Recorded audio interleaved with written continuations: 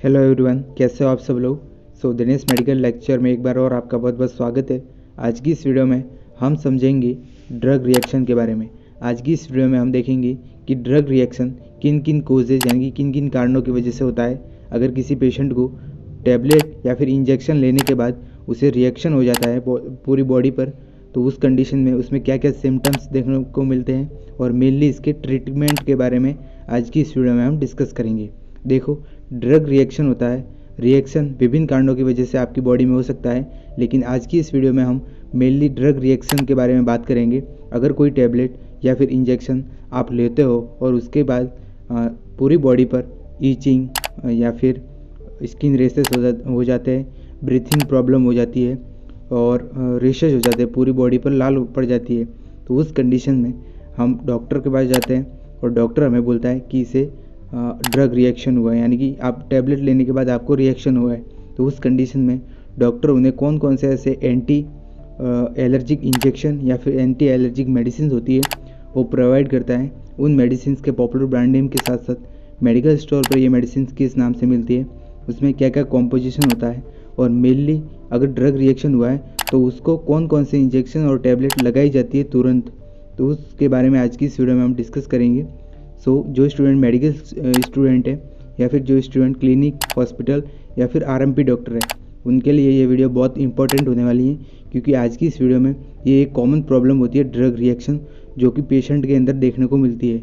इसके बारे में बात करने वाले हैं। वीडियो इंपॉर्टेंट है। आज की इस वीडियो में पूरी की पूरी PDF लेके आया हूँ।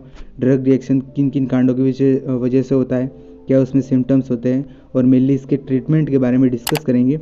वीडियो में अंत तक बने रहना, और चैनल पर अगर पहली बार विजिट की हो तो चैनल को प्लीज़ सब्सक्राइब कर देना। ओके, वीडियो को स्टार्ट करते हैं। और फर्स्ट ऑफ ऑल सबसे पहले अपन देखते हैं symptoms of the drug reaction, यानी कि अगर किसी पेशेंट को ड्रग लेने के बाद उसमें रिएक्शन हो गया है, ड्रग रिएक्शन हो गया है, तो उस कंडीशन में उसमें कौन कौन से सिम्टम्स यानी कि लक्षण नज़र आते हैं, उनके बारे में हम डिटेल में डिस्क्राइब करेंगे। फर्स्ट ऑफ ऑल जो सिम्टम होता है वो होता है स्किन रेशेस। स्किन पर उसके रेशेस हो जाएंगे। दूसरा सिम्टम होता है ईचिंग, यानी कि उसके संपूर्ण शरीर पर खुजली चलेगी या फिर बॉडी के किसी एक पर्टिकुलर पार्ट पर खुजली चलेगी। तीसरा है स्वेलिंग, उसके होठों पर और संपूर्ण बॉडी पर स्वेलिंग आ जाएगी। शॉर्टनेस ऑफ ब्रीदिंग, यानी कि उसको सांस लेने में तकलीफ हो जाएगी, सांस उसकी बहुत कम हो जाएगी। डिस्पनिया, यानी कि वही सांस लेने में उसको तकलीफ होएगी। नोजिया वॉमिटिंग, यानी कि उसका जी मिचलाएगा और उल्टी जैसी समस्या उसमें देखने को मिलेगी। डिजीजनेस, यानी कि उसको चक्कर आएंगे, उसके आसपास का जो वातावरण है वो उसे घूमता हुआ प्रतीत दिखाई देगा।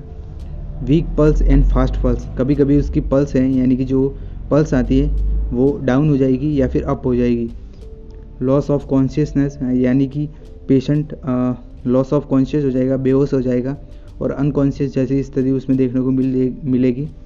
या फिर स्नीजर्स, यानी कि उसको स्नीजर्स आएंगे और बार बार झटके आएंगे। ये जो कॉमन सिम्टम्स होते हैं जो कि ड्रग रिएक्शन अगर किसी पेशेंट में हो जाता है तो उसमें देखने को मिलते हैं। आगे उसके ये किन कारणों की वजह से होता है, उनके और कोजेज़ के बारे में डिस्कस करेंगे, और मेनली कौन कौन सी ऐसी ड्रग होती है जिनके यूज़ करने से आपको ड्रग रिएक्शन होता है, उसके बारे में भी डिस्कस करेंगे।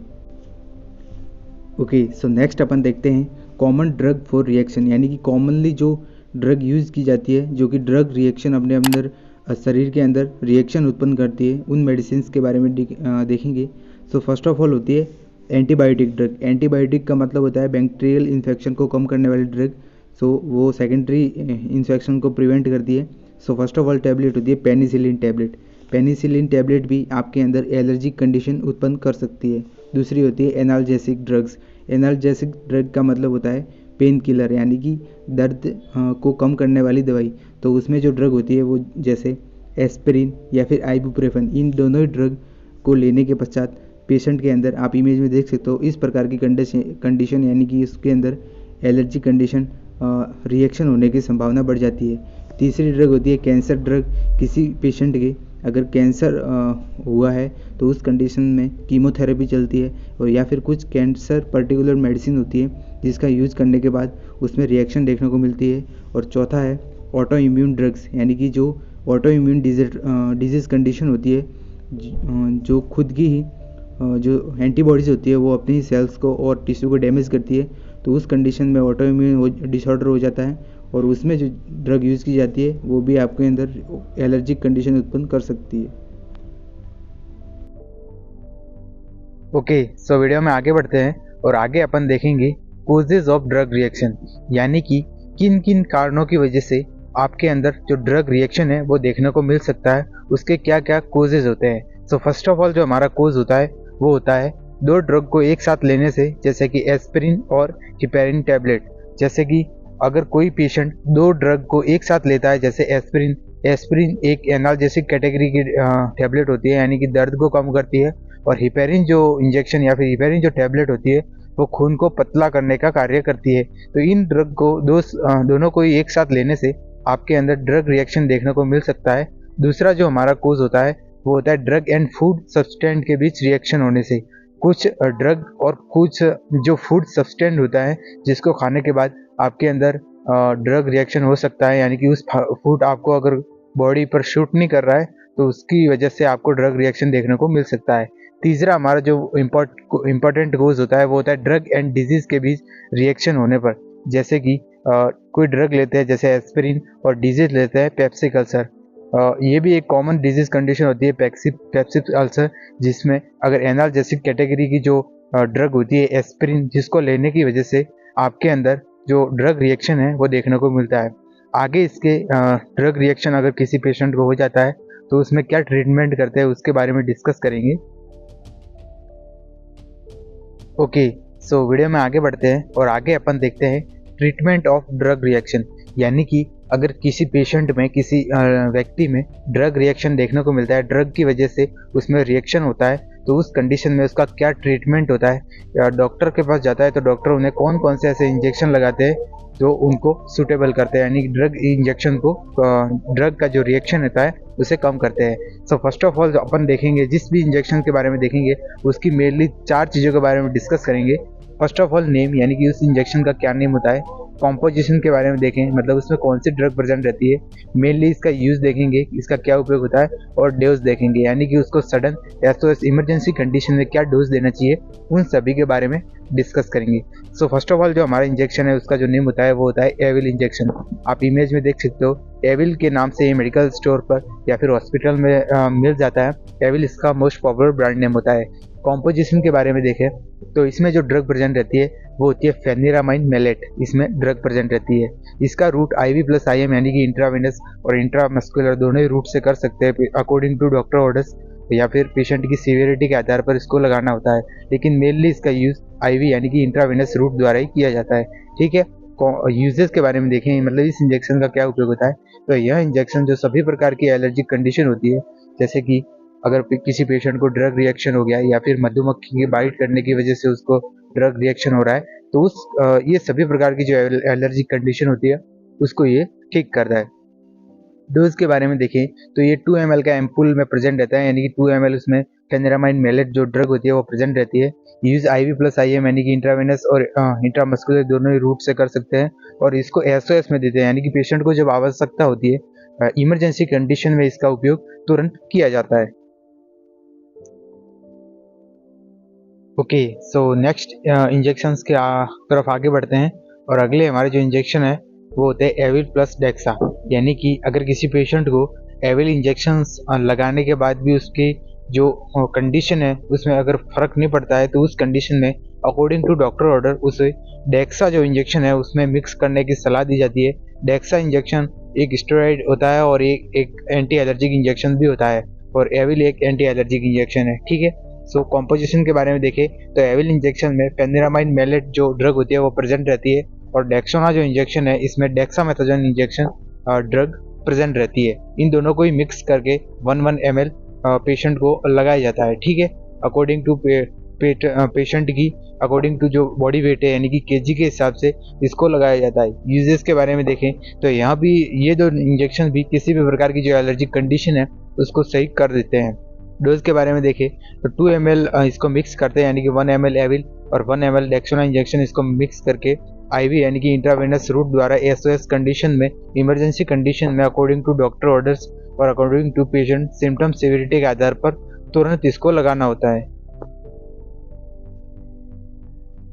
नेक्स्ट हमारा जो इंजेक्शन है जिसके बारे में हम डिस्क्राइब करेंगे, उसका जो नेम होता है वो होता है डेरिफिन इंजेक्शन। आप इमेज में देख सकते हो, डेरिफाइलिन या फिर डेरिफिन के नाम से ये मेडिकल स्टोर पर मिल जाता है। मतलब डेरिफिल इसका मोस्ट पॉपुलर ब्रांड नेम होता है।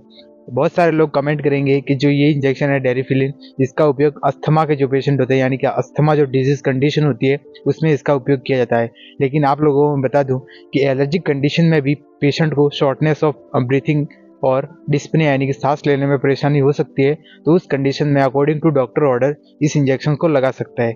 कॉम्पोजिशन के बारे में देखें तो इस इंजेक्शन में मल्टीपल 2 ड्रग का कॉम्बिनेशन होता है। फर्स्ट ऑफ ऑल जो ड्रग होती है वो होती है इटोफाइलिन ड्रग, और दूसरी हमारी जो ड्रग होती है वो होती है टियोफाइलिन ड्रग। इन 2 ड्रग का कॉम्बिनेशन डेरिफाइलिन जो इंजेक्शन है इसमें होता है। यूजेस के बारे में देखें तो यह इंजेक्शन अगर किसी मरीज को जिसको एलर्जिक कंडीशन हुई है, उसको अगर सांस लेने में कठिनाई हो रही है, डिस्प्लेन ऐसी समस्या हो रही है, तो उस कंडीशन में एसओएस कंडीशन में यानी कि इमरजेंसी कंडीशन में इस इंजेक्शन को लगाया जाता है। डोज के बारे में देखें तो ये 2 ml का एम्पुल होता है, जिसको एसओएस यानी इमरजेंसी कंडीशन में जब पेशेंट को आवश्यकता होती है, अगर वो सांस नहीं ले पा रहा है, तो उस कंडीशन में इस इंजेक्शन को लगा सकते हैं।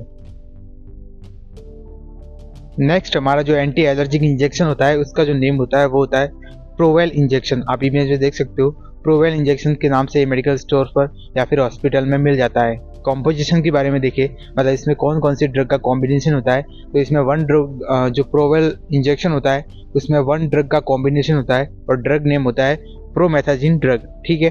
यूजेस के बारे में देखें तो इसका उपयोग सीवियर एलर्जिक कंडीशन, अगर किसी पेशेंट को एलर्जिक कंडीशन हो रही है, नॉर्मल एलर्जिक कंडीशन, तो उसमें एविल प्लस डेक्सा इंजेक्शन लगा सकते हैं। लेकिन उसके लगाने के बाद भी अगर पेशेंट में कोई सुधार नहीं देखने को मिलता है, यानी कि उसमें कोई किसी भी प्रकार का कोई स्टॉप रिएक्शन नहीं होता है, तो उस कंडीशन में सीवियर एलर्जिक कंडीशन में जो प्रोवेल यानी कि जो प्रोमेथाजिन इंजेक्शन होता है, इसका उपयोग डॉक्टर के ऑर्डर के अनुसार किया जाता है। डोज के बारे में देखें तो यहाँ इंजेक्शन 0.5 ml पर केजी के हिसाब से लगाते हैं, यानी कि पर केजी के हिसाब से 2.5 ml इसको ड्रग को पेशेंट को लगाई जाती है और एसओएस में चलता है, यानी कि इमरजेंसी कंडीशन जब होती है तो उसमें इस इंजेक्शन का उपयोग किया जाता है। गाइज, जितने भी मैंने इंजेक्शंस के बारे में डिस्क्राइब कर रहा हूँ उसको बिना डॉक्टर की परमिशन के किसी भी इंजेक्शन का उपयोग आप अपनी सवय की मर्जी से नहीं करना है। ठीक है।